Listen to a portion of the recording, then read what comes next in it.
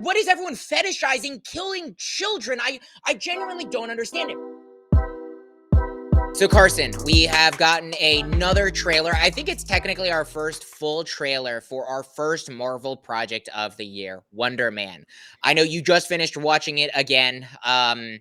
Are you excited? Because I know this is one that we had talked about previously where they had delayed it it was supposed to come out last year. They delayed it by a few months. And now it seems like they're actually giving it a marketing cycle, more of a marketing cycle than even something like Marvel Zombies got. I know it feels like it's only the one trailer, but like I've seen a decent push with trailers and ads and stuff like that for this show. Are you excited? Did this trailer do anything for you? Well, considering that I forgot I even saw the trailer the first time, it's clearly forgettable. Wonder Man's not something that's necessarily or particularly all that appealing. It's a Marvel project, so I'm going to watch it, of course, but it's not necessarily something that I'm like, oh, I need to run to the theaters to see that. You know, you get the feeling for like what you want to see and things that'll wow you and whatnot. And it is the trailer. Like you're wowed by whatever trailer is put in front of you. That being said, I have not gotten that high from Wonder Man at all. Although I will say the second time around, I did laugh a few more times watching the trailer. I like the dynamic that Wonder Man has with I said Ben Kingsley because that's the actor's name, but Trevor Slattery. Trevor, yeah. I thought that was kind of funny. I'm a little here's the thing. I'm iffy on it because I know context going into it. I know they're dropping all the episodes at once. It's not like they're I believe it's all 6, correct? all 6 episodes at once, and that's never a good sign, especially when it comes to shows like Echo, which did the exact same thing, also had the same exact marketing push. And I'm not saying Echo was abhorrently awful. I watched Echo, it was fine, but at the end of the day, it was fine. It wasn't anything to write home about. So I'm kind of sitting here, a little worried for Wonder Man the same way I did Echo.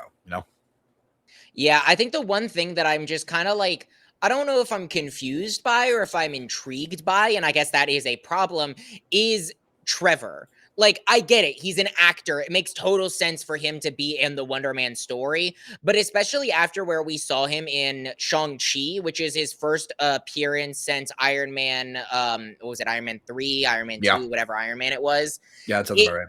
It felt like it made some sense, but also felt a little shoehorned in there. And now they're making him an actor. Well, he was an actor, but he was also a terror. Like his inclusion feels like it's just there to be connective tissue to the rest of the MCU. To bridge the rest of the Marvel Cinematic Universe together to the project. And it's also one of those projects, I think, for me, when you look at the rest of the slate between now and Doomsday, where are they fitting Wonder Man into? Why would that even play a factor into it? Because I also feel like this is just another one-off show that's not going to have anything to do with Doomsday. The difference is there are shows that are like that. Moon Knight, for example, as of right now, is not going to have any connective tissue to Doomsday. Moon Knight probably won't even be near the project. That being said, Moon Knight was really good. So it's a little unfair. And obviously the show hasn't come out yet, so I can't say it. But with how they're marketing it and the fact that they're releasing everything at once, it just doesn't invoke a sense of excitement that it probably should, So I have an honest question for you. This isn't a joke. Yeah. Do you think that at the end of the last episode of Wonder Man, we will get a splash screen? Wonder Man will return in Avengers Doomsday. If we get that, I would be very shocked because, again, I don't know what place they would put him in a film that's already bloated with so many characters that they're going to have to tell stories about. Again, I'm not hating on the movie yet. Doomsday is a year out and anything could happen. This could be the best movie ever or it could be the worst movie ever. We really don't know anything. But Wonder Man is one of those characters that we're not going to have spent a lot of time with going into this film that we're like, okay, we can resonate with this character. He clearly fits a part of this film. I just don't think that, especially from recent experience when it comes to being watching a project and seeing a very large amount of characters being bloated and seeing it go off the rails very recently, mind you. I don't want to see the same thing happen for Doomsday, but it's on a worse scale for Doomsday because you have at least 70 main characters in that film, or at least prominent characters to go for. I don't think Wonder Man is just going to fit there. I just don't see how it clashes very well. I think that's totally fair. I do think that there is a chance. I think there's a higher chance that we'll see him in Secret Wars, just because I feel like Secret Wars, they're going to include like every single character, even in small cameo form. Yeah. But it is kind of interesting to think about it because you brought up on like, oh, we're getting introduced to this new character for the first time, and then it wouldn't make a ton of sense because we wouldn't have a huge connection for him with Doomsday. It is kind of interesting that they're introducing a new character into the MCU right before Secret Wars, where they've already talked about, we know it's not going to be a full reboot. Like, we're not ending Right. the world and rewriting out all characters, Right. but this is something that they could have waited on. If they've already were going to delay it, like again, this was supposed to come out last year. It's been supposedly done since last year. They could have delayed it Sure. even more and Sure. had this come out after Secret Wars. They probably did it because there's changes that are going to happen after Secret Wars that wouldn't make sense. I don't know. But like, one of the interesting like little anecdotes that they had in there is like how Hollywood handles superpowers. Is that a question that all of us were really asking? Not really. Like the Sokovia Accords answered how we handle superpowers in general, and now we're asking how they handle it Sure. in Hollywood. It's an interesting concept. I don't know how deep it's really going to be.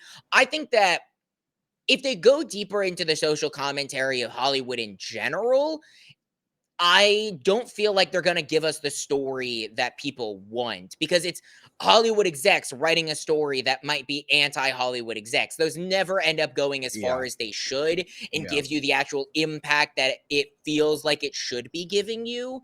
So I think Wonder Man is an interesting concept. I think he's a cool character in the comic books, but for a Hollywood adaptation of it in a 6-episode miniseries that Sure. could, for all we know, be a Moon Knight, be a one and done, we never see him again. Granted, Moon Knight is more on Oscar Isaac's fault recently because Oscar Isaac says he refuses to work with Disney, but also at the same time, there was rumors about them already having film season 2 and then not having film season. Like, it's been all over the place with that, Right. so... Right. And so I don't know. That's just where I'm at with the show. We'll see what happens when it comes out. Is it February or late January? January. It's literally 2 weeks, I believe. Okay. I believe So it is next episode. We are doing our little spoiler. Next episode, we're doing our top 10 movies of the year. The yeah. episode after that, I believe, is Wonder Man and Bone Temple. It's either both or one or the other. Sure. I don't know. That right there invokes my excitement for Wonder Man. So we'll see what happens. I think it'll that's be fair. it'll be at that moment the best show of 2026. You know what? That's a good way to look at it. At the time that Wonder Man drops, it will be the best news show of 2026. Will it hold that? We don't know. But you know what was one of the best shows of 2025? We don't know either. But we are going to talk about one of them. That was a terrible transition. I'm going to start again. No, you can't. You can't start again. Just keep trucking forward. You're already in it. I tried to transition, but I didn't. So let's transition again into What's Up, Nimrods. It's your boys back with another episode of the Nerdy Nimrods podcast, the only internet podcast where your two favorite Nimrods talk all things nerdy. I'm your host for today's episode, Parrotfish, aka Brandon. Here with my forever co-host, I'm Carson, aka Juggernaut. Learn how to do an intro. Carson literally said when I screwed up earlier forgetting who was hosting that we are 44 episodes in and we're still fumbling. It's the reason why no one watches us, you know? Maybe this should have been tomorrow. Maybe this is just a bad omen and a bad sign because we can't do intros. You can't even remember who's hosting properly. Look, man, we were supposed to record yesterday on Saturday when we typically record, and now we have another late episode. So yeah, let's pay attention to the elephant in the room. Dresser is here. My mattress doesn't even have a bed frame. It's literally sitting on the floor with a phone charger right by the bed. My house is undergoing maintenance. It's still undergoing maintenance. This will be our set for the time being. Although I will say this is where my permanent layout is going to be from now on. Mm-hmm. Like I originally was right over there in my closet. Now I'm here, so I'm away from the window, so we don't have to worry about that anymore, which is nice. Man, you and Will came out of the closet around the same time. Congratulations. Okay, all right. Oh my god, that's getting clipped. You already know that's getting clipped. Yeah. Yes. I would ask how you're doing, but you already answered. I am one of the other reasons that I'm a little off is I am semi-sick. I'm nursing the same flu, cold, whatever shit's going around right now. Love the congestion, love the exhaustion, trying to just nurse through it because I have work tomorrow. The break is over. I hate it. It's terrible. But You know what isn't terrible? The stuff we're talking about today. Actually, yeah. Spoiler Funny enough. spoiler warning. Big spoiler warning. We will be talking about Marty Supreme first, and then we will be transitioning into the Stranger Things season finale. This is Yeah. your only spoiler warning. Both I would recommend going in knowing as little as possible. Marty Supreme's like a week and a half old at this point, so hopefully Around you've there. already seen it. Stranger Things recently came out on New Year's, so if you haven't had the opportunity to see it, go watch it, come back, watch the episode. As always, there will be timestamps in the description. But before we get into that, Carson, typically I would kick it over to you to talk about Marty Supreme, but I've elected go first. Look, for the audience at home, just so I can say this first, this is something special to me because I'm not somebody who's shy to going and seeing random movies. I wouldn't call this movie random, but this is not typically the film as of a year ago, something Brandon would rush to theaters to see. If it got good reviews, if it was something that got talked about, he would see it on Netflix or streaming or whatever. This is not typically the thing he would rush out to theaters to see. And the fact that he came out and said to me that, hey, this is my most anticipated movie of the year, means that this podcast has done one thing right for sure, and that's that Brandon Towns is now a moviegoer. Thank you. That being said, I'm going to defer. I'm going to let you go first because I know how much this project means to you, and then I'll go ahead and go. yeah, so Timothée Chalamet is an actor that I really appreciate. He is someone who a lot might view as egotistical because he says what he wants. He says, "I'm going to be the best and I'm going to work to be the best." He knows what life he wants to live and he lives every day to do it. And one of the reasons that this movie has been so anticipated for me is cuz that is how I try to live my life. I try to live my life the way that I want to live it. I know where I want to be in life. I have my entire life planned out. I know what my peak is going to be, and I'm going to do everything in my power to get there. And not only is that how Timothée Chalamet lives his life, but that's what Marty Supreme is, because Marty Supreme is an incredible movie. It is genius writing, genius acting. It has some random cameos that I knew about ahead of time, but still like shocked me. Tyler, the creator, is in this movie and gives an incredible performance. I mean, you have Penn from Penn and Teller, who has maybe 30 seconds of screen time and still does the best acting of probably his entire career. One of the best actors in the movie. I can't remember his name off the top of my head, but the big dude who was involved in the ping pong, he was found by Timothée Chalamet off of a TikTok clip online. Never acted a day in his life. Timothée Chalamet said, "I want that dude." He killed it. Everyone in this cast did an incredible job. I hope Timothée Chalamet at least gets the nomination for this movie. It is the most stressful movie you are going to watch this year, or at least last year. Every single second, you don't know what's going to happen next. Like when I say you don't know what's going to happen next, I mean, genuinely, you're sitting there, you're having your first slow moment of the movie where we're sitting down in a hotel. We're a little panicked because we're trying to figure out what's going on. And then a bathtub falls through the ceiling and crushes a dude's arm. And then from there, shit just continues hitting the fan nonstop. In that is the personification of what this movie is. It is the strive of a terrible person. Marty Supreme is not someone you want to look up to at all. If you look up to Marty Supreme, you're wrong. Like, there's a good message there with, again, working towards your goals, knowing what you want, striving to be that. But Marty Supreme, or Marty, screws over everyone in his life to get there. And that's a bad human being. That's a bad lesson to teach. And that's what's so incredible about the writing is when Marty has good moments, like he has highs, you want to cheer for him, but at the same time, what he did to get there makes you question, oh, he just beat Endo. I should be clapping right now. Like a dude was clapping in the theater, but I'm sitting there literally questioning, should I feel good about this? Should I feel good about what just happened? And that is what I loved so much about this movie is not only was it intense in what you're seeing on screen, but it's intense in what you're supposed to be thinking about in the mental games that they're playing with you. I was not disappointed whatsoever. This is in my top 5 movies of the year, and it's not number 5. Like, that is how incredible this movie is. You'll see where it ranks next week, but I loved this movie so fucking much. I'm like, I could not be happier because, like Carson said, this is not a movie that I would typically go out to theaters and see. But because of Timothée Chalamet and because of what the trailer did for me, I was so anticipating this movie. And not only was I like, my expectations met, but like my expectations were exceeded. And I never even saw Uncut Gems. Like, that is why I like this movie. I didn't know what to get out of it. And I got so much more than I could have expected. I love this movie. Yeah. Look, this is the Sapphire Brothers' first time being The separate. Safdie, not the Sapphire, Safdie, like the gem. whatever. It's one of it's one of them. But it's their first time directing separately. It's the first time that they've ever tackled a project just on their own completely without the other. Earlier in the year, we had Smashing Machine, which I really loved. I thought it was a great film. I thought it was a great, real character study of Mark Kerr. And somehow another character study comes through in the name of Marty Supreme.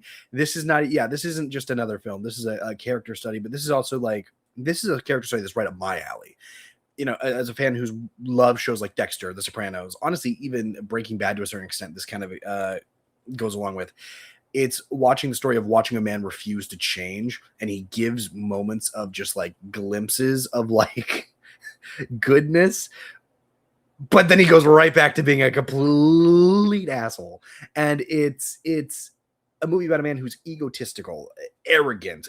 All he wants is this one goal. He's after this goal, and he's going to stop at nothing to get this goal, no matter who he cuts out of his life, no matter the ties he cuts, the things he runs away from. It's watching really in a weird way. It's a kind of coming of age story to an extent, in the sense of it's him grow it's him kind of growing up in, you know, what is chasing after what is a boy's dream, a boy's fantasy, but then right around the corner you see a son, a potential life that he can have, taking over a business, this, that, whatever. It's all of these things that, you know, as an adult is something. It's like the perfect transition. It's funny because you didn't think this was going to be the only coming of age story we were going to be talking about on the podcast, but this kind of, you know, it's like that to a certain extent. Chalamet delivers what is probably his best performance I think I've ever seen. Like, he is phenomenal in this film. And by God, if he's not nominated for an Oscar, I very well could win it. The writing is spectacular. There's some cinematography shots in this that are just absolutely outstanding. But you know, you already touched on some of the just celebrity cameos that are in it. But I also want to specifically talk about Tyler, the Creator. What the heck? Where did that come from? Like, he's just out of nowhere. When I saw this trailer for the first time and I saw that he was in this, I sat there and went, "This can't be good. There's no way." You put Tyler, the Creator, in your movie, and then it cuts to another shot in the trailer, and you're like, Kevin O'Leary, Mr. Wonderful, Kevin O'Leary. What is this movie? And they all deliver really good performances, and performances that I'm not even joking. Every single one of them are award-winning performances. But Chalamet is just exceptional here. The relationship that he has between him and Rachel, and watching that, you know, it kind of, it's developed, but it's also taking a downward spiral at the same time throughout the entire course of the movie, is just such an engaging one. And again, you know, you just, I don't know. I'm not going to say too much on it. I know that we're going to talk about it, but like, I think just as a whole, as a package, this is by far the most, this is going to sound weird, movie of the year, where it's like, this is exactly what you want from a film. This is something that's new. It's challenging. It's thought-provoking, but it also provides just an excellent time watching a character study is essentially what it is. Yeah, no, I couldn't agree more. One thing I didn't touch on that I kind of intended on touching on in the beginning, so I'll just cover it now.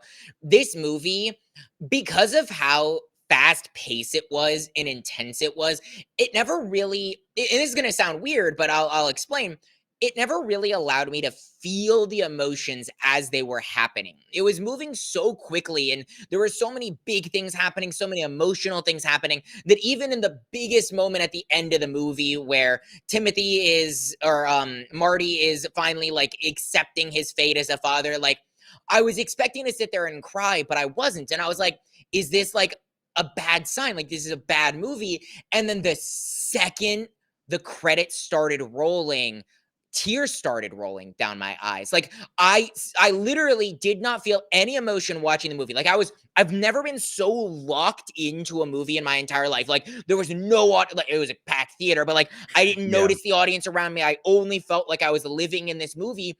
And I never really felt any of the emotions until the end of the movie and the credits started rolling, and just uncontrollably. Like, I wasn't even thinking about anything. Tears just started streaming down my face. And I was like, God damn, like, what the hell did I just watch? Like, now that I'm finally able to sit in the clusterfuck of an incredible movie that I just watched, Yeah. that's when the emotions really hit me. Like, I don't know if you experienced something similar, but I didn't cry, but I felt emotions.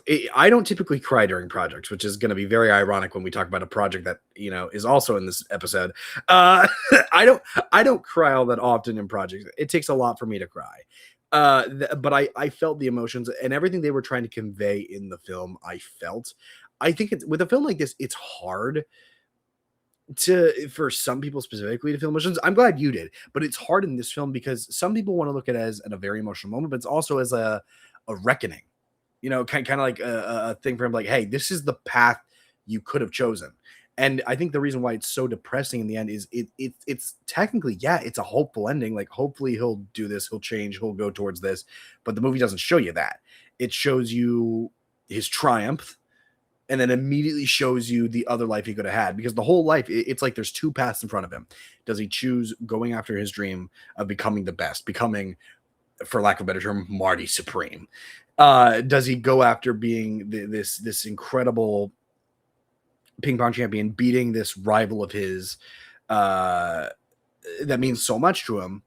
Or does he essentially grow up and take the responsibilities and duties of somebody where he basically needs to be in life? My favorite scene in this film, and it's not even so much of just how it was written or what it's like, but just because of the symbolism it has, is when he's in the truck with the rest of the, I don't know if which camp they were, but the military men, is when when he's all around them.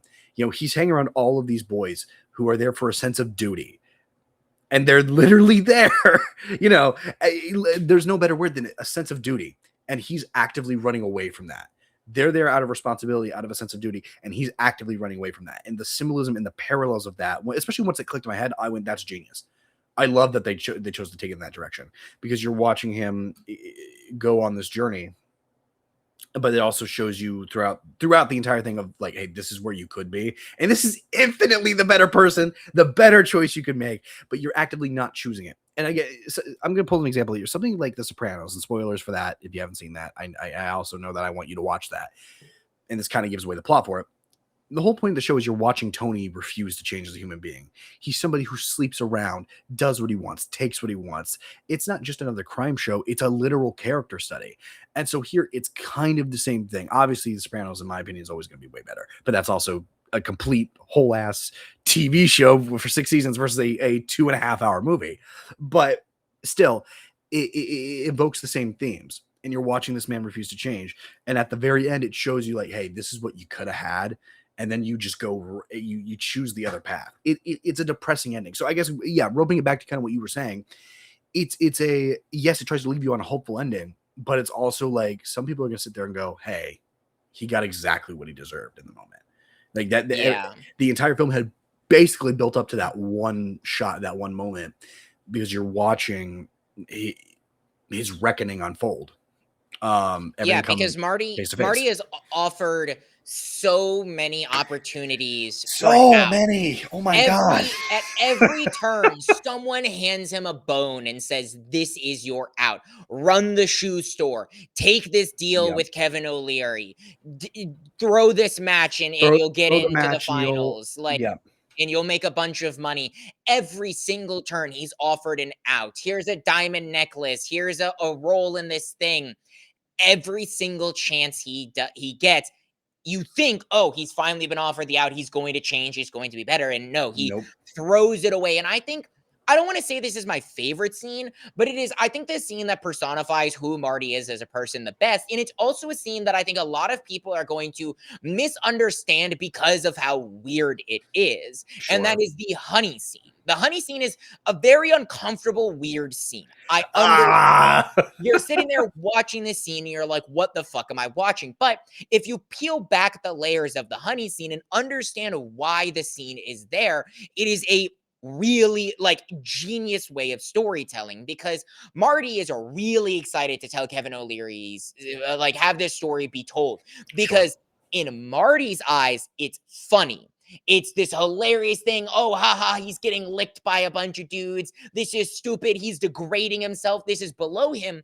But the actual message of the story that Marty refuses to understand, and it's what carries his personality through the entire movie, is that is a sense of purpose. It's a sense of duty, of helping others, of doing something and degrading yourself for others.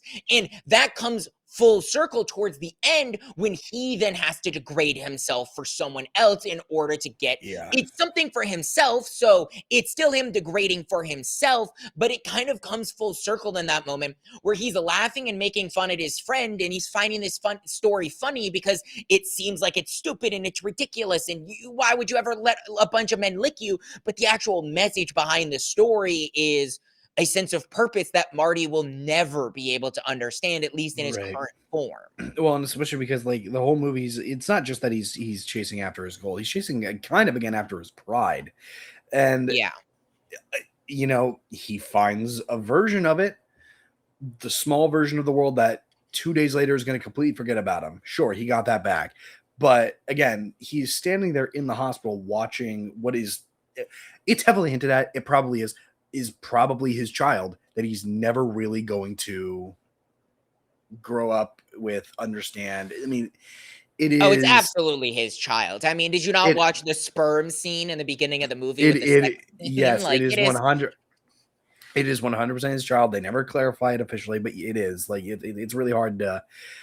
I find it really funny because this film is far and above better, in my opinion, than Smashing Machine. I don't think that that's any like. I love Smashing Machines so much, and I'm saying that because this film just went above and beyond. It makes me go, "Oh man, he just basically screwed his brother out of a bunch of Oscars." That was my first thought walking out of it. I went, "Oh man, I'm so sorry."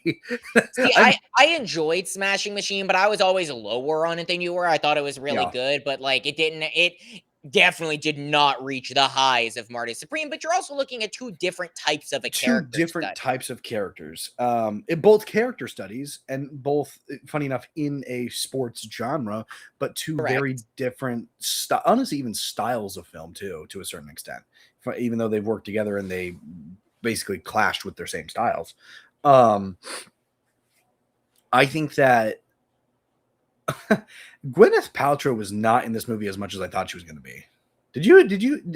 I mean, I didn't necessarily anticipate her being, like, that present in the movie. Like, I I get mean, what you're saying, like, you're hiring a big star, you're anticipating them playing a big role. She's probably the biggest name actor in the movie besides Timothy Chalamet. I mean, Tyler the yeah, Creator's a big name, Kevin O'Leary is a big name, but in terms of actors, it's Gwyneth it's Paltrow, so Paltrow. you'd expect her to be in the movie a lot, but when you actually understand what the movie's about, it makes sense that she's just there whenever Marty needs something that only she can provide. No, and then that's fine. I just was surprised she wasn't more involved in it than she was. Like, I'm not upset by the fact that she was used the way she was. I'm just surprised, especially because the marketing did kind of portray her to be a bigger role than what I think she actually was. Uh, Obviously, and I'm happier about it. They gave more dedicated time to Rachel and Marty as opposed to Marty and Kay. It was just this. I'm just surprised about it. That's all. Yeah. I mean, so like now that you bring it up, someone who we haven't talked about at all, which is kind of shocking. If anyone else deserves an Oscar behind Timothy Chalamet, it's Odessa. Odessa Oh my was god. incredible. An An incredible incredible performance. actor, incredible foil to Marty's character. It was like her character was so unexpected for me because she set up to be sympathetic in the beginning. She set up to be what you assume is going to be Marty's rock and his stable good that is always going to be there. But then Nope. throughout the course of Nope. the movie, she starts to like reveal her true colors, which a lot of it's Marty's fault. She's so desperate for anyone and anything to love her. She's in a relationship that maybe really wasn't that bad. It's portrayed as bad to Sure. us, but she's the one who cheated. And then he gets mad that she cheated. But at the same time, it's like, you never really know. Like, she really is the one who ruined this relationship for all we know. And so Right. that kind of opened your eyes to she was also a huge problem. And while they're clearly gonna maybe end up together, that isn't necessarily, again, like, it's kind of the reckoning that Marty deserves. He's not going off to be the happy, loving relationship with the love of his life. He's going to someone who kind of is just the perfect match for him, but not necessarily like a great person still. Right. Again, it's just such a well written. I mean, Marty too, but Rachel is just such a well written character, and Odessa does elevate with the writing, which is it's common in films to do that, but this really shines here. Like Chalamet, who in my opinion does disappear in this role. Like I didn't look at this movie once and go, "Oh, that's Timothée Chalamet." Even last year, watching the Bob Dylan movie, which I liked, I really enjoyed. Even I sat there and went, "That's Timothée Chalamet playing Bob Dylan." He didn't really sink into who Bob Dylan was. Here, he completely disappears into Marty's character. Yeah. And Odessa does the same thing with Rachel, and that's honestly what makes their scenes work so well, is that it does feel very raw and feel very real, and you can believe every intention behind every line, every emotion that's there. You feel it because they perform it so incredibly well. Yeah. Well, and I think one thing that this movie has above something like a Bob Dylan movie or even a Smashing Machine is Marty Mauser is loosely based off of a real ping pong player who had a gambling addiction and was honestly also living a pretty crazy life, but it still took, like, I wouldn't even call it creative liberties. It was just an inspiration more than anything. Something like a Smashing Machine or a Bob Dylan movie where you're basing it off of a character and you have to be relatively accurate to that, you kind of get Right, locked into that story. With something like a Marty Supreme where you're only taking loose inspirations and other than that, you're writing an original story. right, That's where you can write really compelling and original characters that really shine above something like the real world can give you. And I think that's one thing that they did really well here. All of the right. characters felt so alive and felt like real people, like that were Correct. making bad decisions, but they were making decisions that you can understand why their character was making it. Right. And look, again, I also want to say this. As much as I love Marty Supreme, as much as you love Marty Supreme, this is not necessarily everybody's film. And not in the same sense of caught stealing or one battle after another. This is definitely, I could see my dad watching this film and enjoying it. But there are some people that are going to watch this film and look at scenes like the honey scene. Or uh, the sperm scene in the beginning. Oh my god. Begonia is another example of a film where it's like it's a choice film technically, I feel like. Yeah. This film is a bit more universal than those films. But this is also another one of those films where it's like, hey, if you don't like it, I can't fully blame you for that. Do I Yeah. think Well, that like, you're wrong objectively? Yes, absolutely. But I think that there is some merit to be said, like, hey, this is not everybody's picture. It's just so darn good, though. I really am gonna have a hard time finding anybody who doesn't like this film to a certain extent. So well, because like when I got home from seeing this movie and my mom asked me how it was, because I was still at home for the holidays when I saw this, she was like, "How was it?" And I was like, "It was incredible, but you would not like it." Like I straight up told her, I was like, "You would not enjoy this movie because this movie is so insanely stressful." Like if yes, you don't handle stress well, like I was listening to the Escape Pod talk about this movie, and Alex gave this movie. He said this movie was unwatchable. He said he understands why it's such a good movie. It's so good acting, but it is so incredibly stressful, and I think sure, that that is totally fair. I I don't want to say I love stress, but I enjoy the thrill of this type of movie, and to the point in which yes, I probably won't reach to go watch this movie again immediately because I don't necessarily want to relive the stress. And also the rewatchability admittedly is a little lower when you know what's going to happen. But at the same sure, time, I do think that I will rewatch this movie sometime in the near future just to see on what new I pick up on now that I know what's going to happen and I don't have to be like, there were some times where because things are happening so fast, something would happen and I'd literally sit there reeling and be like, huh? And then it just keep going. Like, it doesn't let you breathe. So Yeah. I'm curious to see if maybe I missed something, or there were certain moments that maybe I'll appreciate even more when I go back and I get to experience them without the stress of a Yeah. bathtub falling through the ceiling, or Yes. this mafia dude coming in and kidnapping Odessa's character. Like, all of these things, like, just happening. There's a lot of films that are like that. Funny enough, it's not all of his films. Most of his films, they're stressful, but they're not like Marty Supreme stressful. Tarantino does a really good job with adding stress to his films. Inglorious Bastards being probably the prime example, where it's, especially in the case of this film, it's using the situation and what's actively going on in the moment to really, I guess, highlight and create the tension around. Inglorious Bastards being the world that it's set in, which is Nazi Germany, World War II. It's an uncomfortable time, uncomfortable period, but it adds the stress and elevates the tension.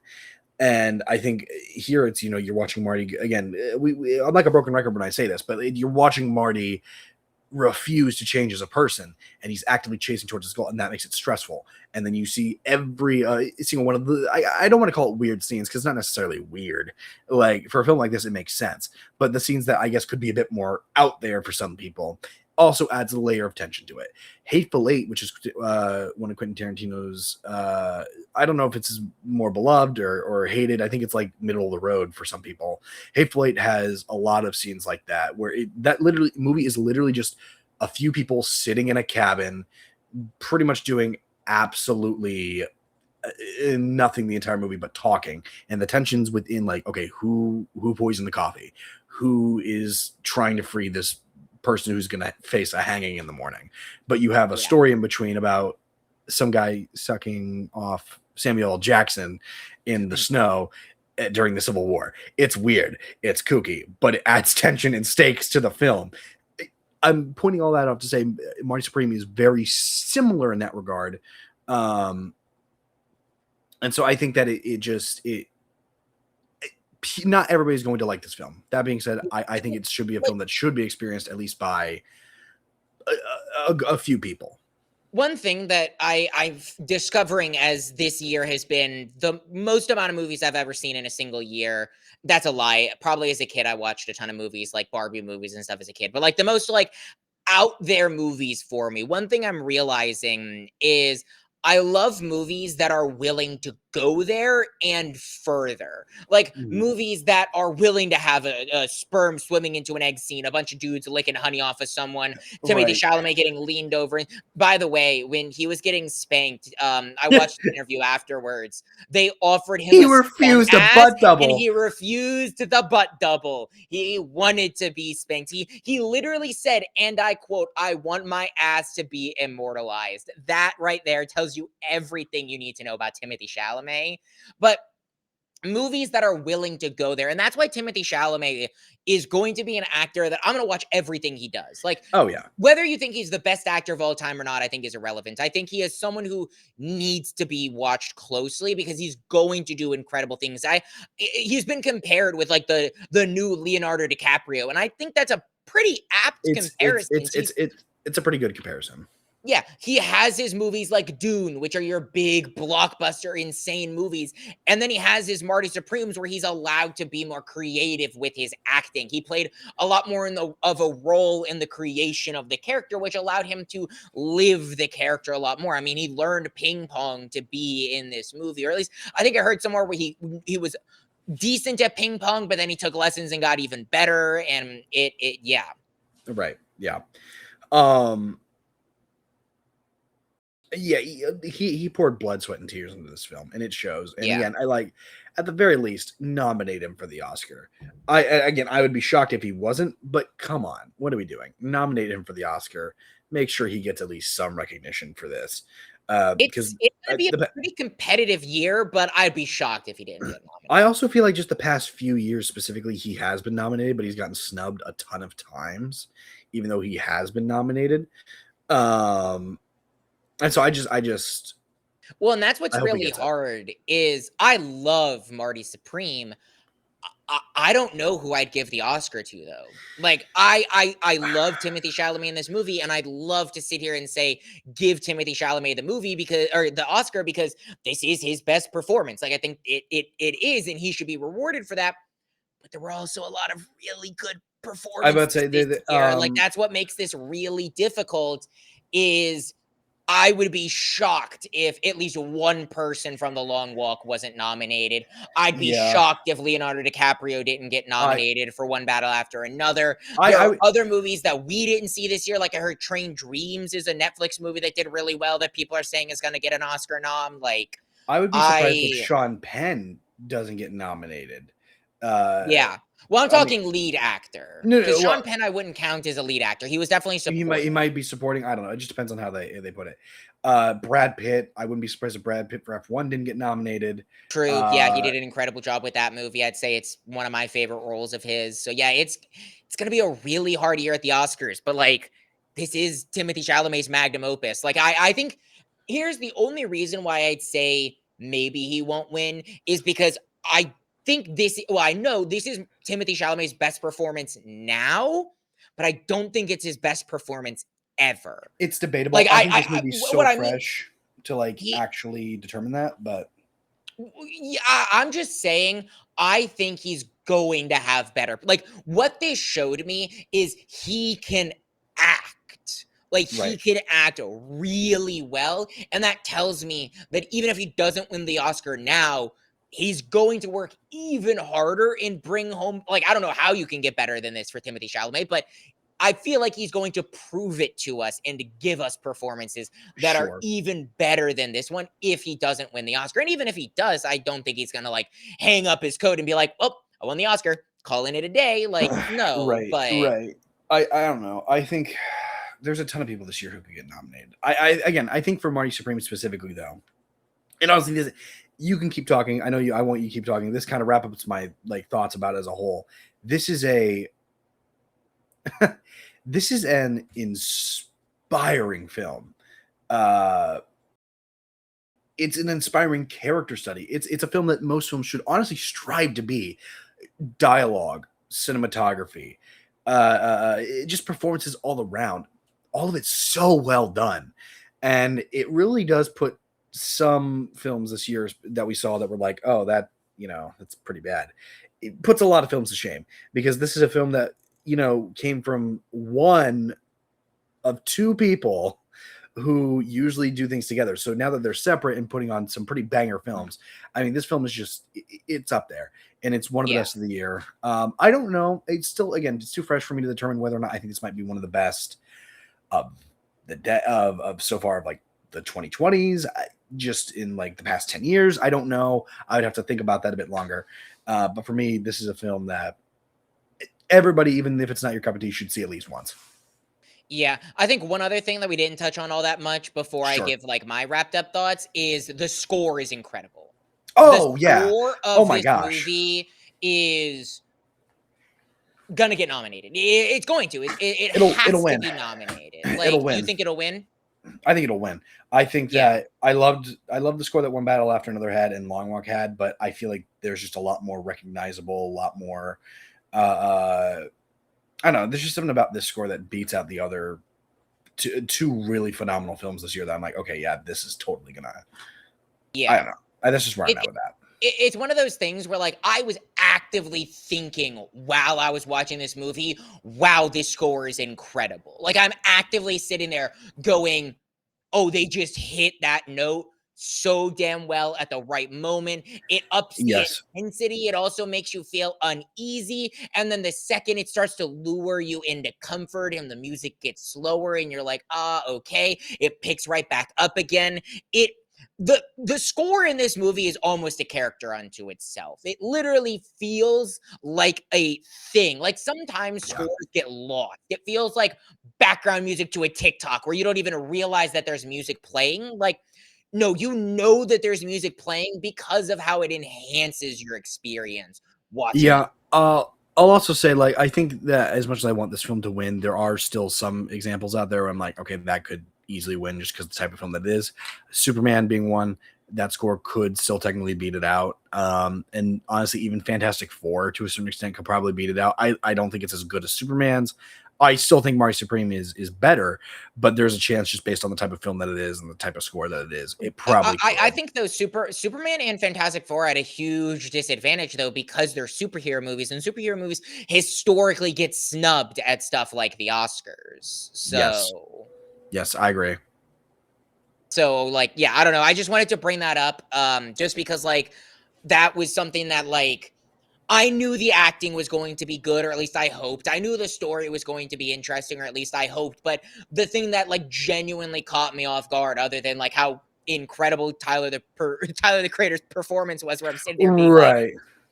okay, so is this his announcement that he's retiring from music and become a Hollywood actor? Because what the hell, Ty? Like you Yeah.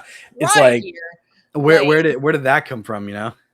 yeah, exactly. But more than just that, like I expected those things. I hoped those things were going to be good. But like the music was something where I'm sitting there going, man, I didn't even think about this movie having a score, and now I can't stop thinking about how good the score is.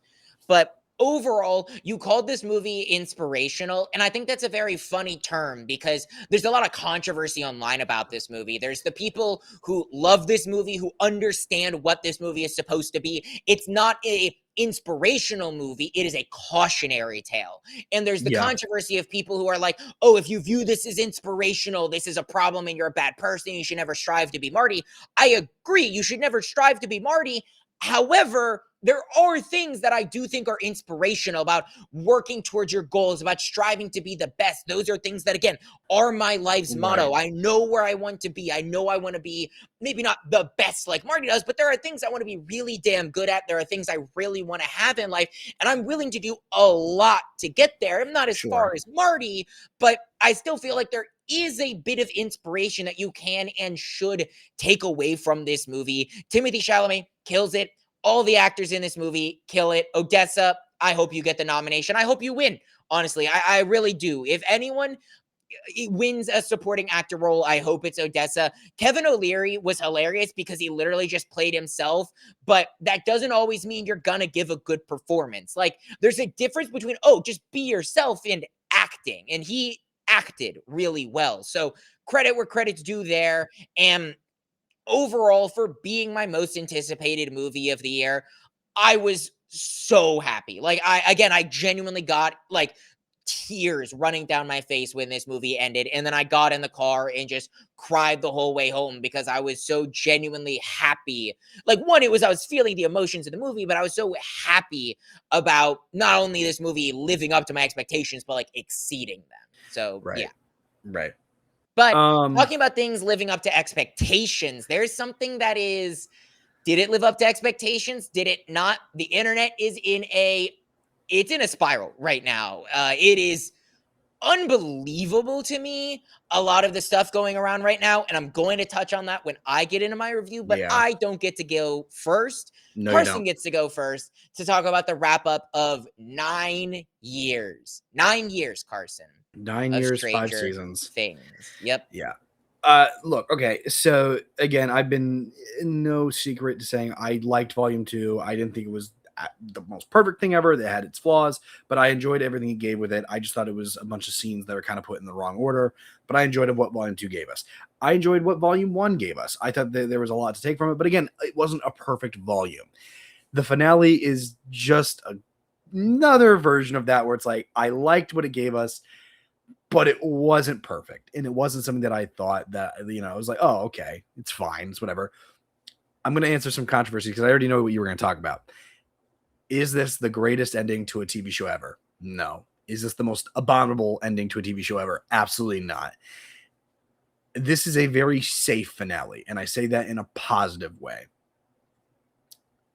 The Duffer Brothers decided not to kill anybody, not really to do anything that's like outside of the norm. We had all these crazy fan theories, crazy predictions, which is on our own, that's our fault for predicting crazy things.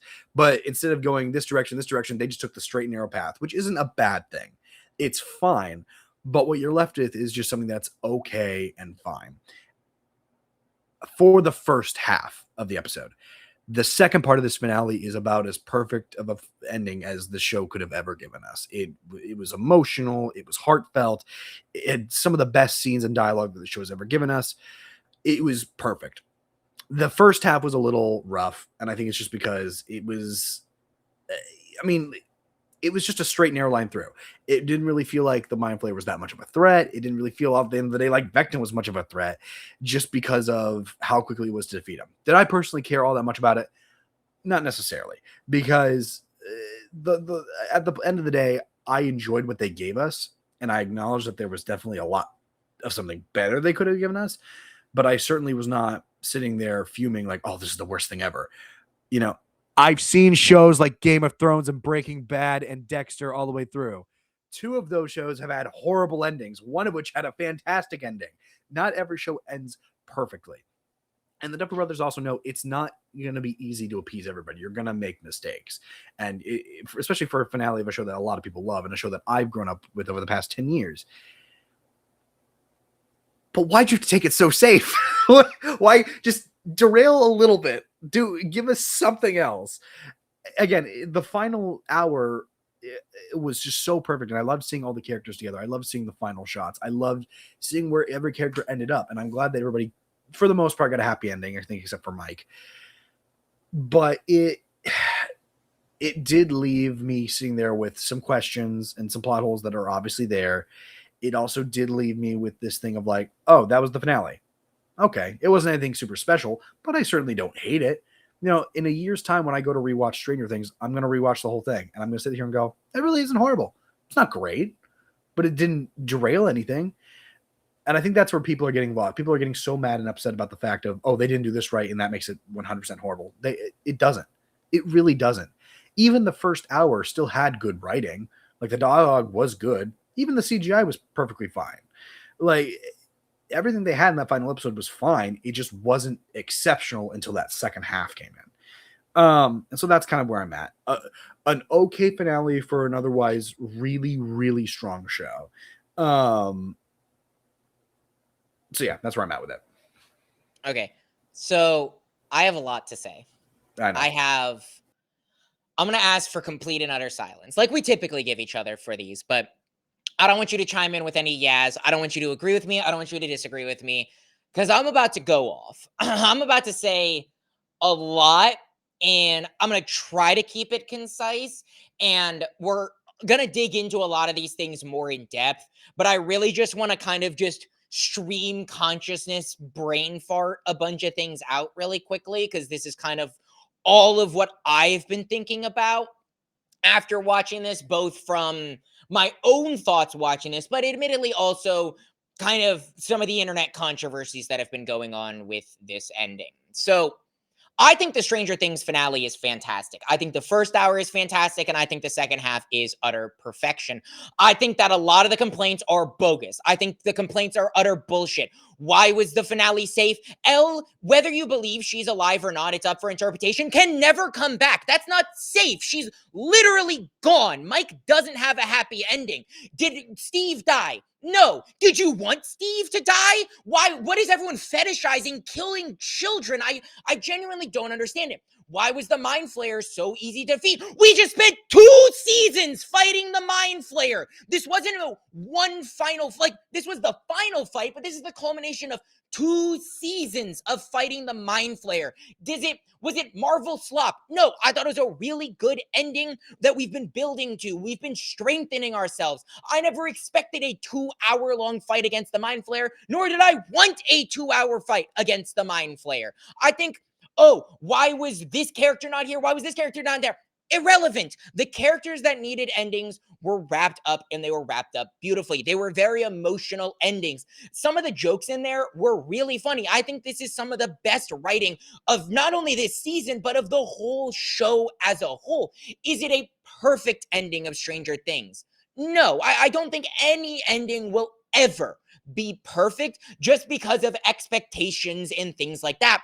But I'm so sick and tired of every time I open the internet seeing people complaining about this, complaining about that, when genuinely it's your own fault. One, just enjoy the fucking ending. And second of all, you're not watching the show. Again, why was this happening? Why, like, oh, why was Derek able to pull this character like Holly away from Vecna?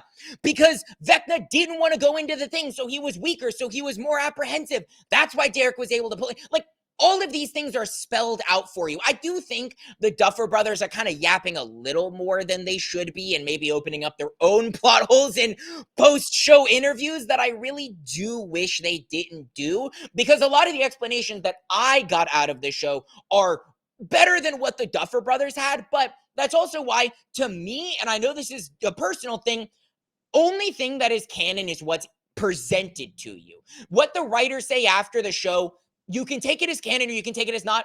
If it's not in the show, it's not canon. So I think that the canon explanations are what's in the show, and that should be what's accepted. So the Duffer Brothers saying, oh, Vecna wasn't anticipating the fight, that's why the Demogorgons weren't there. That's a worse explanation than I think the explanation that I just had for myself, which is the Mind Flayer was made up of out of all the Demogorgons, like we had seen in previous seasons where the Mind Flayer made his own physical body out of the humans. The Duffer Brothers said it's not that. Fuck them. That's their own fault for yapping after the show. And I think that is fair for some people to complain about, but at the same time, it doesn't matter in the end. I think genuinely, I was so happy. I started crying when Joyce was chopping off Vecna's head and we were getting all the flashes. Like, tears started streaming, and admittedly, tears really didn't stop streaming until the end. Like, the second I would stop crying, something would happen. I think Dustin's speech, like, correlating that to what Eddie said in season 4 that he wanted to say, hitting that and realizing that was so emotional. I think that, oh, why was Max there at the graduation? There's a history of kids being passed due to traumatic events. She was in a coma. Again, all of these plot holes you're poking in there, taking away from your own enjoyment of the show. I'm someone who loves critiquing things. That's why we started the podcast, but people are taking it so unnecessarily far to purposefully find things to hate about an ending that, to me, it goes beyond serviceable and was really, really, like, enjoyable. It meant a lot to me as someone who watched Stranger Things from the beginning, fell off of it because it wasn't the show for me, came back to it and genuinely fell in love with it. Maybe you can call me a fake Stranger Things fan, but I feel like this was an ending for the Stranger Things fans that wanted an emotionally impactful one. And again, there were stakes. I don't get why everyone wanted a character to die, but even if you think that Elle is still alive, she's still never coming back. Oh, why did the military leave? This isn't the military. This is an offshoot of the military doing secret experimentations on women that, yes, the women are dead, but also they were dead because of the blood. They were never coming back. And if they were in a coma. Again, all of these things that I think are so well explained that to me were obvious that I just don't understand why the internet is misconstruing. I can go on and on and on and on and on, and I will because I have so much to say about this, but genuinely, I really, really enjoyed this ending of Stranger Things. Yeah, no, I look, I just to piggyback off of that, because I do want, because it sounds like we're different. We're not. I am kind of saying the same thing you are, where it's like I enjoyed this ending. I just don't think it's perfect. And I don't think, especially when you look at seasons like season 4, where that final episode of season 4 was really well done. I don't think this is that. And I know we don't like ranking things on the podcast. If I am ranking these seasons, admittingly, worst to best, 2, 3, 5, 4, 1. And I think okay. 3 and 5 are interchangeable. I was gonna say, I'd say for me, it's probably 2. I'd honestly say 2, 3, 5, 1, 4. But I've always put 4 over 1. That's controversial opinion, but I don't think it's controversial. I think it just depends on what you like. I think that there was a lot that this episode offered. I just think that I'm not. Here's the thing. I hate that people point out these plot holes or things that might be plot holes, but I agree with you, because here's the thing. Some of these things are just irrelevant that people are bringing up. Like, one person in a group chat with me brought up the fact of, like, so you mean to tell me that Steve's character arc, he doesn't end up with anybody, he doesn't this, he doesn't that? I'm like, what? It's a coming of age story. He became a different person by the end of the story. He is a little league baseball coach, and he teaches a sex ed class. And honestly, he ends up with his friends. Steve's a changed man by the end of the series. I'm sorry if Steve that's goes not from a womanizer to, admittedly, him not ending up with someone is the most complete character arc that you can give him, because he was a douchebag womanizer who ends up with no women, but a better person because of it. Right. Nancy being her own person was a perfect ending for that. Jonathan going off and finally finding out what he wanted to do, being a film student. Robin, I forgot what Robin did, but she She's goes off. studying in school right now. Thank you. That's what it was. Still, the plot holes that even surround that of like, okay, well, what happened to Vicky? Okay, I don't care what happened to Vicky. That's Well, it's not important there's to me. also a line in there that answers that. Robin literally says overbearing significant others, implying that they broke up because Vicky had nothing to do with this, gets roped into the most traumatic experience a human can go through, where you're being held captive by the goddamn military at gunpoint. Right. She's not going to want to stick around. And even if she does, she's going to be way more overbearing and protective of Robin. And that's not who Robin is. So Robin might not want to like be around that and might not enjoy that type of Right. relationship. So that, like, to me, that was explained through that one comment. And again, I think that is people need to practice their listening skills and also their logical conclusions to things. Sure. It's also like, I think it's another one of those irrelevant, like, just moments where it's like, I don't really care if that's answered or not. I don't think that Yeah. another I one. think another Sorry, but like Well, I'm just gonna bring up one, but one of my other favorite ones, just because it's so unbelievably stupid to me, is where's Argyle? Brother Argyle lived in California. He was never from Hawkins. He was dragged into a super weird and traumatic event. He was a stoner loser who had nothing going for him in life, who was traumatized by military actions and death, and got the fuck out of there and never wanted to talk to these people again in his life. No shit, he wasn't in season 5. Like I love for you that you loved his character, but complaining that he's not there just shows that you don't understand what that character was supposed to be. Right. I understand one of like, here's one you can make a logical guess about, but also at the same time, it's an irrelevant question because it matters not to this story. But like, one is like, what happened to Dr. Owens? Yes, at the end of season 4, he was taken away by the military by what would eventually be Dr. K's group, and we never got an official answer as to what happened to him. That does not pertain to the exact story that we're telling right this moment. If this was something that got answered, maybe a few episodes ago, sure, you could bring him back for a cameo or whatever, but there was no way you were going to get Dr. Owens in a scene at the end of this finale when the entire season he wasn't even mentioned once. Yeah, he got the conclusion to his character at the end of season 4. He's captured by the military, whether he's alive or not. People are so uncomfortable not that's one of the things why I feel like everyone keeps saying, "Oh, there was no stakes in the finale," because they take Mike's explanation as a law. They're like, "Oh, well, 11 didn't die." No! Literally, this is a story. Mike is a storyteller that he made up to make himself feel better about it. I choose to believe. I hope you choose to believe because that's the happy ending.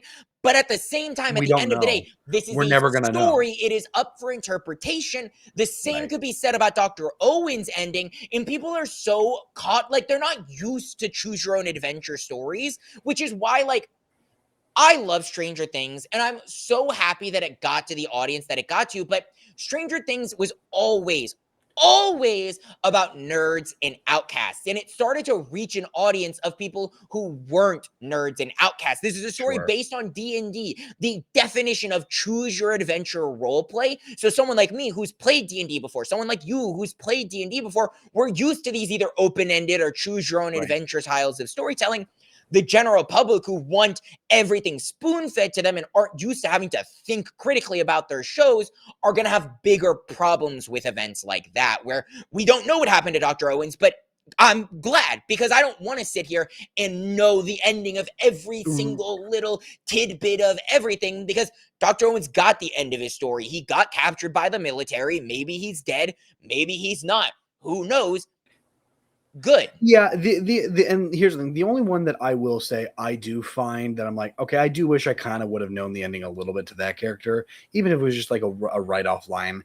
It is Murray, because Murray's been there from pretty much like season 2 onward, and he's been a very staple character. He's the only character I'm like, okay, I would have liked to have seen what happened to that character in the end. You can make a logical guess, just like the others, but I will say I was like, oh, I wish that we would have gotten a bit more of an ending.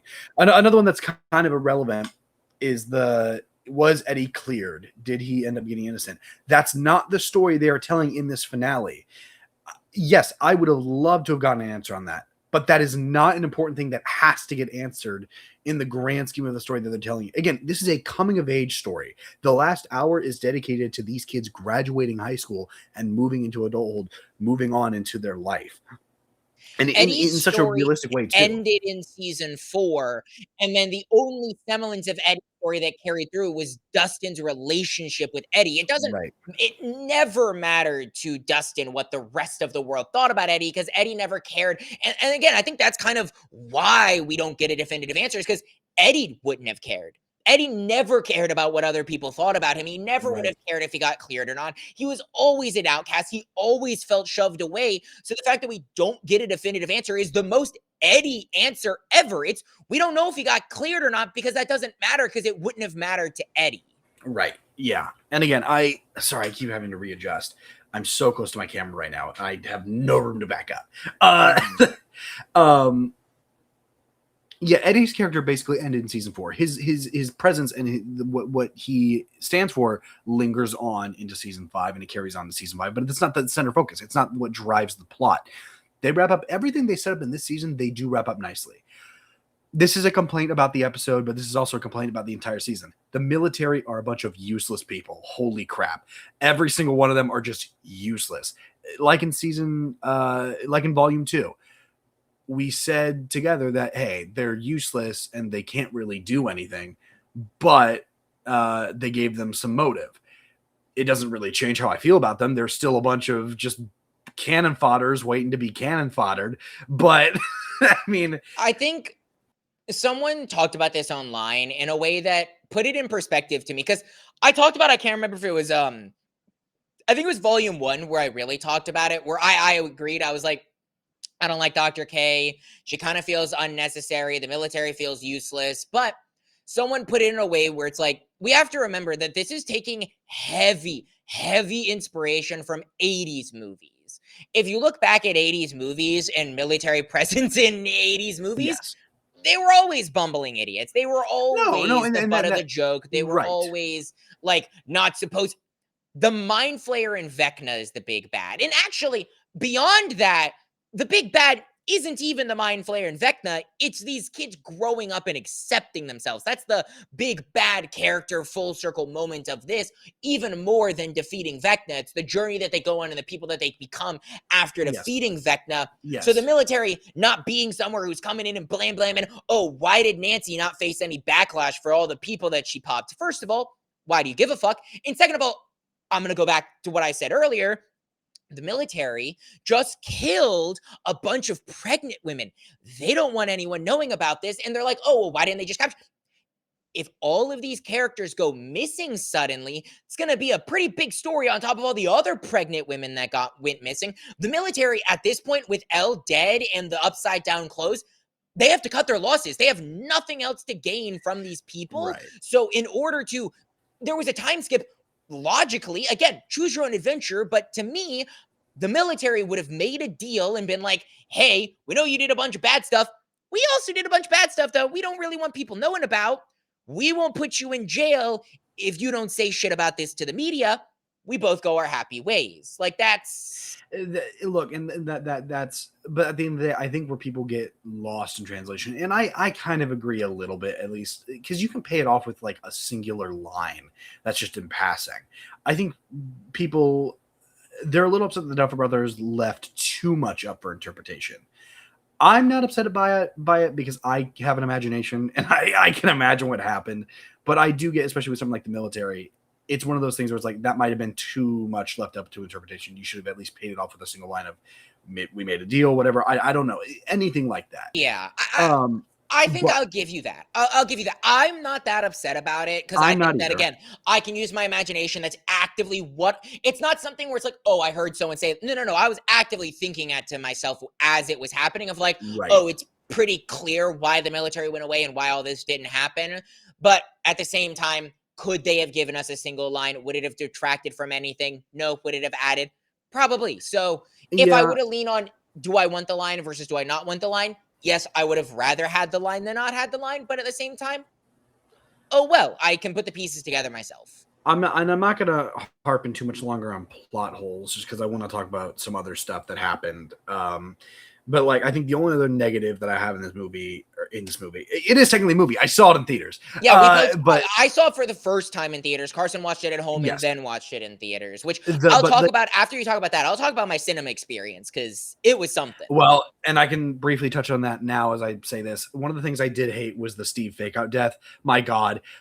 First off, led to what is probably one of my favorite scenes in the entire season, which is Jonathan and Steve kind of almost making up and completing their arc, going from high school bully to creeper to becoming friends, whatever you want to call it. I don't know what you want to call Jonathan, but he is a creeper though. He was, yeah. Yeah, I agree, yeah. But like seeing them become friends completes a 9 years, 5 season arc of those guys just working, like becoming friends and working it out. And that's beautiful in itself. And it led to that. But that being said, don't cut to black when Steve falls off the thing. Just show Jonathan catching him because that was incredibly stupid. Did it lead to my audience going, oh my God, no, and cut to black? Yes. And was that insane? Sure. But on rewatch, it does nothing but hurt the rewatchability factor for that moment. And that's just kind of how I feel about that. So I'm going to comment on that really quickly because I loved it for one reason. Here's the thing. Does it add anything? Yes, I do think it adds to something. It adds to the Jonathan and Steve relationship. I think they could have filmed it better because I think it was obvious they weren't going to kill Steve. So them cutting to black, I don't love. I would have rather it been cut to someone else's reaction and then cut back to Steve getting caught. I would have rather do that instead of cut to black. However, I love that moment just because of how much my theater freaked out. Yes. And I love it just because of all the reactions I've seen online. If nothing else, I knew for a definitive fact that Steve was not going to die in this episode. So I wasn't worried when that scene happened. You can say that's a bad thing or whatever. Do with that what you will. But for me, sitting there and being like, I know Steve's not going to die, but I can enjoy the of all the theater, like all the buttholes clenching of the theater, like that to me made it worth having. And it was just kind of funny. Like, again, Sure.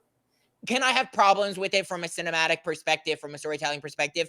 Yes, I can nitpick. But at the end of the day, to me, those feel like nitpicks. And I do feel like it goes to another scene that I loved. It is, if you watched our last episode, I didn't tell Carson this, but I typically have like a 5 to 10 to 15-second clip from somewhere in the middle of the podcast to open up, to then go into the intro, to then go into the cold open. My last week's one was me talking about how much I hated Byler fans. I literally said like Byler fans are ruining Stranger Things. We got the best line in all of Stranger Things, and the reaction from the theater. Oh my God, the happiness and the joy and the satisfaction that it brought me. They're climbing up the ladder. They're getting ready. Will turns to Mike. I didn't know if we could be friends. Mike turns to Will. We're not just friends. The whole theater, people leaning out their seats. I legitimately dead ass saw people stand up out of their chairs. And then he goes, we're best friends. The theater went ballistic, dude. The theater lost it. And I'm just saying, I stood up out of my chair in applaud. I was so happy. They never set that up. They never set it up. It was always meant to be, if that was the ending, it was always meant to be Mike and 11. Will was never going to get in the way of that relationship. I will say it did. Brothers knew what they were doing with that scene. Yes. It brought me so much joy. It did. I will say, talking about the ending, it did make me happy. And this is talking and touching more on like other characters' endings, because I know we talked about Steve's and the older kids group, but seeing Will, honestly finding peace after being in what is a living hell for years, and just accepting himself, but finding a separate group of friends elsewhere, finding a relationship for the first time. That was really satisfying to see, and I'm glad that after a long while he finally can find peace, and that was a really nice thing to touch on. I like that Lucas and Max get their happy ending. They finally get their movie date, which was obviously foreshadowed in season 4 when they wrote it out, and they never got played out. Dustin, obviously going and studying, doing whatever he does, but still hanging out with Steve and finding times to be the knucklehead that he is. all those characters had perfect endings. Mike also had, in my opinion, a perfect ending. Elle was never going to survive the end of this series. I never thought she was going to. I would obviously have loved for her to make it out and maybe have Mike and her be on the run. But I love the storyteller aspect of this show where Mike ends up literally being a storyteller. Is Elle alive? We don't know. But he's comforting the group and he's comforting himself by making up the story of, she very well could be or she couldn't be. But also to the audience, he did make a logical point. Nobody really knows if Eleven's alive or not. We think she's dead. She might be alive. We really have no idea. And I really like that. And people, again, keep getting upset about like, oh, she's alive. They showed at the end. I'm like, you don't know that. Until they confirm it 10 years from now, we have no idea. Well, and I think that's one of the things where you can say, oh, well, the Duffer Brothers clearly didn't think about this. I think that's irrelevant. I think to me, I've seen so many breakdowns of this on like, oh, well, the explosion went off early, so Callie would have been dead even if she didn't die from the bullet. So therefore, the thing would have gone down and therefore she wouldn't have lived. But also there's people who are like, oh, well, in the vision, in the story, we see that there's only 2 waterfalls. And in Mike's version of the story, there's 3. So if Mike was envisioning and making it up, there would have been 3 waterfalls. So therefore, it definitely has to. That's what I love about this ending with Elle's story is there are clear signs to one way and the other way, to the point in which I definitely don't think there is a definitive answer to it. Like, there probably is to the Duffer Brothers, but it is so clearly purposefully left up to interpretation. And for that to be Mike telling the story, the DM, I love that. I agree. Well, it's also, again, D&D is a game of choices. And, I know you already said this, but the ending literally being choose your ending. Did she make it out? Did she not? And again, you talked about how you cried and whatnot. I didn't get a chance to talk about that, but I mentioned back during Marty Supreme that I had when Joyce walks up to chop off Vecna's head, I mean, she said that line, she said the F-bomb, I was excited, and it started happening. You cut to Holly's perspective, and it takes you to trauma. It takes you to everybody's trauma. And I don't remember which point it was. I just lost it. Because I'm like, this is 10 years of my life. Sorry, 9 years of my life. But seeing all the trauma and the score, oh my God, the score underneath it was so beautiful. And for those that saying Vecna was really hard to destroy, I don't care. It built to that awesome scene in which I literally was emotionally a wreck, and I felt so emotionally satisfied by watching all these characters. Again, Nancy with Barb, Dustin with Eddie, Lucas when he thought he lost Max, all of these characters going through their hardships because of this singular person. Vecna getting his comeuppance, I lost my mind. And then I stopped for like a solid few minutes, and then I immediately cried again, especially during the finale when they're all saying, pulling back to the moment, when they're all saying, I believe, I choose to believe, this is what I believe. It just was a perfect ending for those characters. And I was losing my mind. I was emotional. I was a mess. It was beautiful. Yeah, them putting their binders up. Like I started crying during the I believe scene, but when they were putting their binders up, like I think that you can call the ending not perfect, and I would agree with you. I don't think it's a perfect like final episode. I think that it is a perfect final. I was about to say, well, and coming at the very full least, the circle final with the D&D, coming with Holly coming in with her friends to play Yes. D&D and being the inspiration to the next generation, Yes. the closing of the door to fade into it. I think that right there, whether you loved the rest of the episode or not, I think is definitively the perfect ending scene. Yes. Well, and again, of the show. At the very least, the last hour of the show, like I already said, it's just so darn good and so well written that you kind of almost want to forget that if you did have qualms with the first hour, you almost want to forget it. But even again, the first hour, there were still its silver lining moments. There were still great moments. There were scenes within, like Will talking with Mike and having that whole recollection. Jonathan and Steve having their recollection. Even the scenes with like Hopper and Elle were so well done, and her basically be like, "Hey, I need you to trust me. I need you to let me make the choice that I need to make," and it's just well done.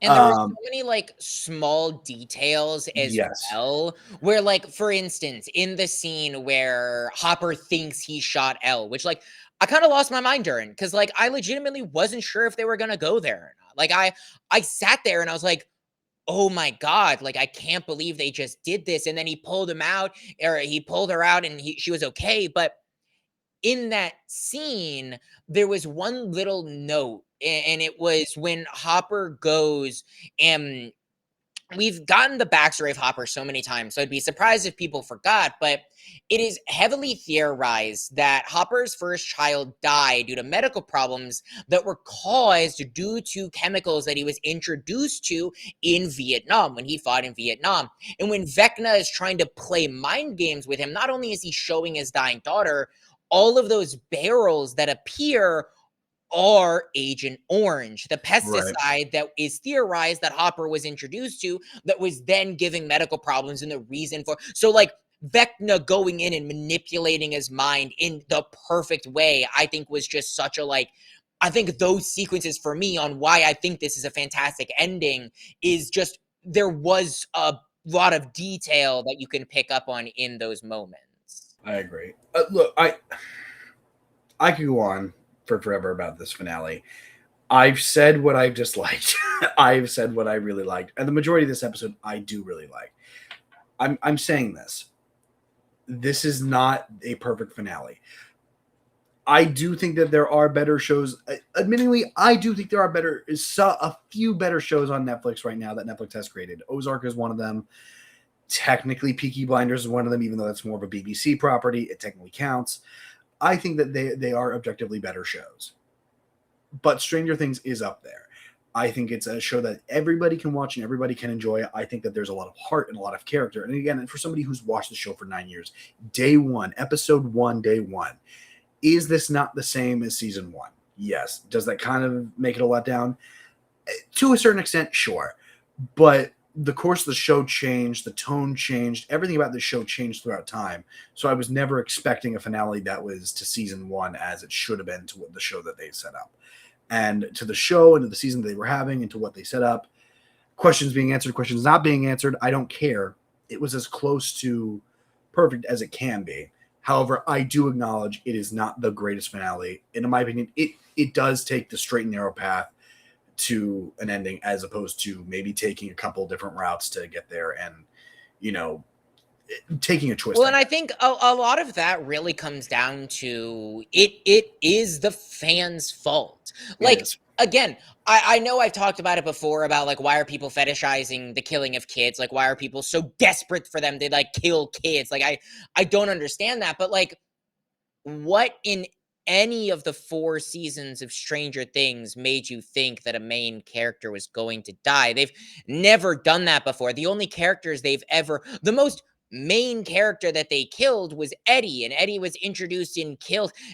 Technically, the only character that died in Stranger Things, that did not die in the same season that they were introduced, that wasn't a villain, was Billy. Yeah. Billy was introduced in season 2 with Max, but played a very minor role, and then obviously played a much bigger role as a villain in season 3 as the vessel for the Mind Flayer. But Yeah. Billy and Eddie are the only real 2 characters that are introduced that are like main characters that died. I don't understand why people were so like, oh, it's safe. Again, Elle is gone. Alive or dead, she is gone. Right. She cannot come back because the military is probably keeping their eye on Hawkins to see if something happens. Like, whether the military believes that Elle is dead or not, they probably want to keep an eye on it for a little while. So clearly Elle can't come back, and that is a pretty sad ending, especially when you have this moment in that last like 40 minutes or whatever where Mike is going to the graduation. You're seeing Lucas and Max together, really happy. You're seeing Dustin get asked out by Stacy, the hot girl that he was rejected by, which, by the way, I just want to comment on, in season 4, it's very clear that Susie breaks up with Dustin after comments about Susie having a controlling father. People had problems with that. It's very clear to me that she was not allowed to continue her relationship with Dustin. So Dustin being asked out by Susie and having interest in that, whatever. But when Mike shows up and everyone else is getting the happy ending that they really want and Mike doesn't, to me, that's really depressing. Like, that's not the straight and narrow happy ending for everyone. Like, there was still a semblance of sadness there. This is Mike making up a hopeful story, not a this definitively happened. Yeah. Yeah. And I don't know. Again, in my mind, it's straight and narrow because I never saw a world where the show ended without L11 surviving. I never saw that. I always thought in some form whether she was confirmed to be dead or she was just going to get stuck in the Upside Down. If the Upside Down was never going to get destroyed, I don't know.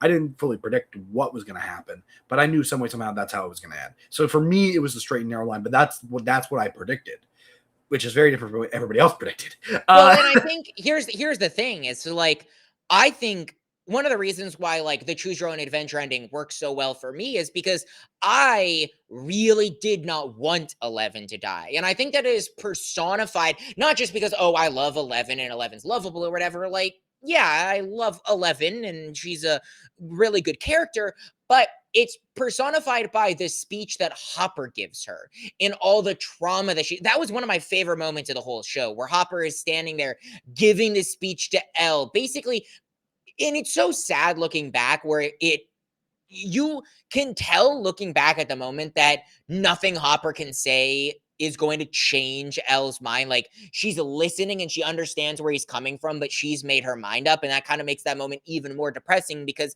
to me, the points that Hopper is making are really good points. Like, why end this cycle of trauma with more trauma? You deserve to be happy. You deserve to move on. You don't need to take you as a child, you've had the weight of the world put on your shoulders. Move on, be happy, live, choose to live. And unfortunately, in her eyes, that was never an option. And I think that that right there is like when they first showed that Elle died, I'm sitting there. I wasn't sad because I was like, man, I really agreed with Hopper. Like, I can't believe that they would kill Elle. But like, the more that I think about it, and also again with the way that they gave the choose your own adventure ending, I don't know. It really worked for me, but still is depressing. It just depends on how you look at it. But I mean, again, for me overall, even if this episode and this really, I agree, it's this whole season did have some moments in it where you're like, okay, that could have been written better, or that could have been written better, but this was outstanding, and this was outstanding. And for those that say they hated the season, I implore you to watch season 8 of Game of Thrones, or honestly, the last 3 seasons of Game of Thrones. Oh yeah, the people who say this is worse than Game of Thrones have never watched Game of Thrones, and I've never watched Game of Thrones. No, objectively wrong. I sat through Game of Thrones. I sat through that 8th season. I sat through that 8th season. I can tell you it's not worse than that. I can tell you it's not worse than the final season of Dexter. Really, the final seasons of Dexter. There's a lot wrong with that show. Pretty much season 4 onward. Walking Dead, I feel the same way about this show that I do The Walking Dead, which is it's fine.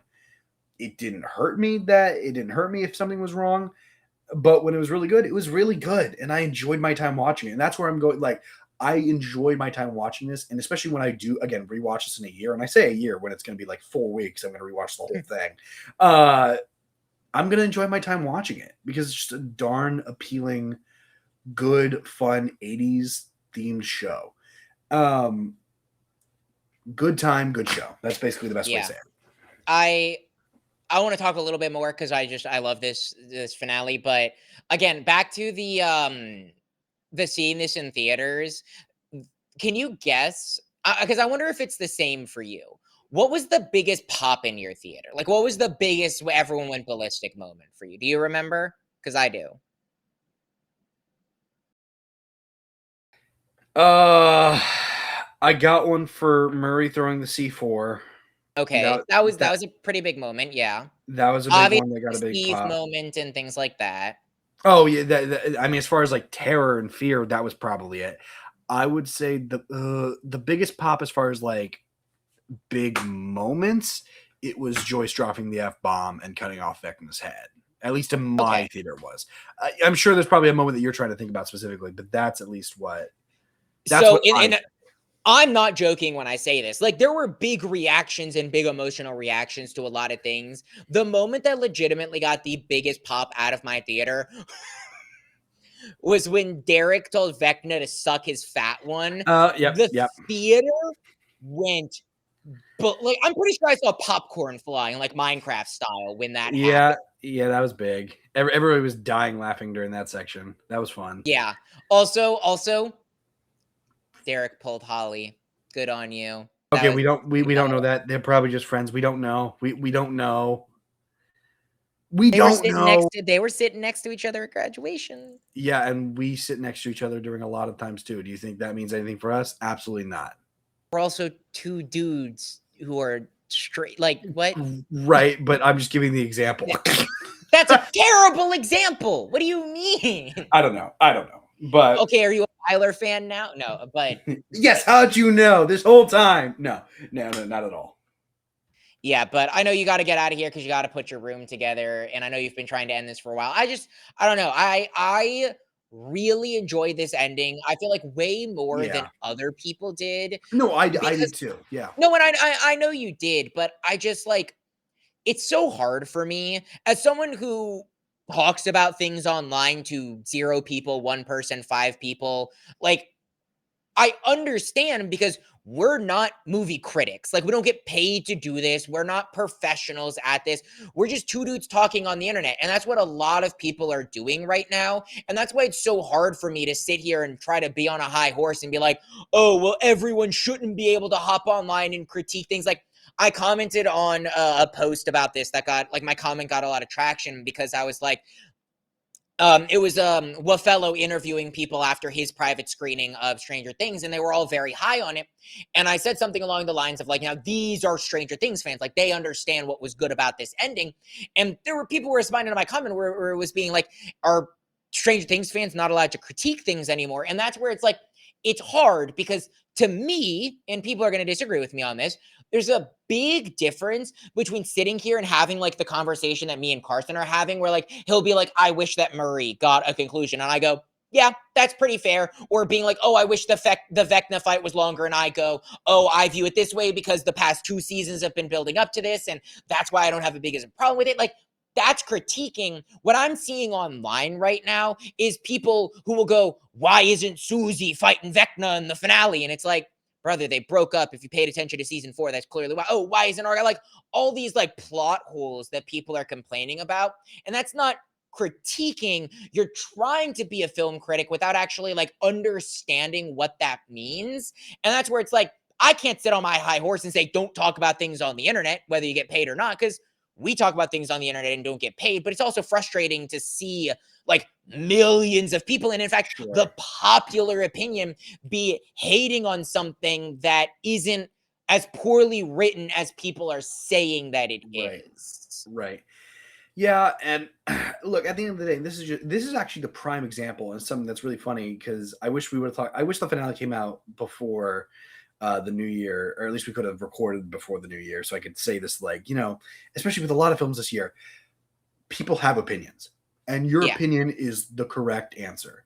That's what I always want people to feel like, because as much as like sure, The Godfather is the greatest movie of all time. If somebody disagrees with me on that, do I think they're wrong? Yes, but that's my opinion, and that's why it's the correct answer. Your opinion is the correct answer. Somebody else's opinion is the correct answer. There are no wrong answers when it's your opinion, and I think people get so mixed in the middle. And this is why I despise movie critics, because truthfully, they're people that that first off, most of the time they're people that can't have fun at all. Secondly, they're just people who think their opinions are better than everybody else's. Well, and that's one of the main reasons why we don't give scores to things. Like, We we'll try say not what to. our top 10 favorite movies are. We might slip up here or there. Like, one of my favorite moments of the year was earlier when we forgot to tell AJ that we don't score things on the podcast. And he starts Oh out his God, FNAF review with giving me a score. And I'm sitting there being like, well, it's too late for that because I'm not going to give this movie a score. I forgot But to do that. yeah, like there's a reason that we don't hop on here and like we'll talk about the Rotten Tomatoes, we'll talk about things, but like we do our best not to be like, oh, this is an 8 Right, out of 10, this is a 9 out of 10, because it's so subjective. And that's like right, I'll talk about this more next week when we get into our top 10 favorite right. movies of the year, because definitively, I guarantee you we are going to have very different lists because the title of the episode is not going to be top 10 best movies of the year. The title is going to be our top 10 favorite movies of the year, because Right. this is where I agree with Carson and I disagree with Carson a little bit. Your opinion is your opinion. I do think that there are wrong. I I don't think that there's wrong opinions. However, there are problems where people are saying this is my opinion when it is just fake or false information. And that's where this is a prime example of where waters get very muddy. And that's why it's so hard for me to definitively talk about and have a feeling on, because Right. I agree. Your opinion is your opinion, and it is definitively correct because it is your opinion. My favorite movie is not Carson's favorite movie. I don't know his full list, but I know his favorite movie is not my favorite movie of the year. That is his opinion, and it is the correct opinion. However, when people go on there and be like, it's my opinion that Byler should have happened, well, that's like easily disprovable with facts, and that's not nobody like, else's opinion is the correct opinion. It's when somebody goes out there and says, my opinion is the only opinion that matters, and that's it. That's when it becomes a problem. That's kind of like why I'm getting into this on, like, I'm not saying it the best, but like, there's a big difference between having an opinion and critiquing something and what the majority of the Stranger Things fandom, or really the internet, has been doing with both this final episode and the final season as a whole. Yes. Yeah. But I think that's where I'll leave it, because I know you got to go. It is 9:30. I still got to finish editing. The short that I'm hoping goes up today is my top 10 favorite anime of the year. Talking about top 10 favorites in subjective lists, I guarantee you there are things on my list that are going to piss off the internet. But, but yeah, we both got to go. So I'll leave it with that. I'll say it again. Next week, there is no reviews. In fact, like, January is going to be an interesting month. I'm going to warn people on that. There's going to be the week after that is Bone Temple. So that'll be exciting because neither of us have seen any of those movies. So it'll be both a review of Bone Temple and also probably a mixed in review of the whole 28 years or 20 like years later, like somewhere in there. Obviously, we'll have to watch those to catch up. But like the last movie in January is Return to Silent Hill. And yeah, look, January is notorious for not having good movie releases, okay? We have Doomsday to look forward to. We have Spider-Man Brand New Day to look forward to. There's plenty of good movies to look forward to. January just don't got them. January's gonna suck. So look forward to our top 10 favorite movies next week. Yeah. Anything you want to say to let us off with this? I have a headache. Suck, dude. That's why you gotta drink water.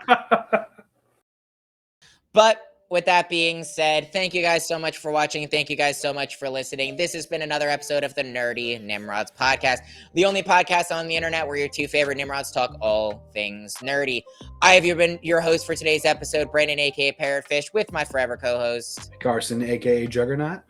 You can find us on Spotify, YouTube, Apple Music, podcast platforms around the globe. I guarantee you, if you can listen to or watch a podcast on it, we are on it. You can also find us on all social media platforms at Nerdy Nimrods, Instagram, YouTube Shorts, TikTok. I post on there all the time. Like I said, today should be my top 10 anime of 2025. There will be a lot. Next year is a stacked year for anime, and I'm also going to be experimenting a little bit. I'm putting a lot more effort into the TikTok than I did last year, and I'm very proud of the work on some of the stuff that I have scripted and in the work, so look forward to that. But with all that being said, this has been another episode, so as always, stay nerdy.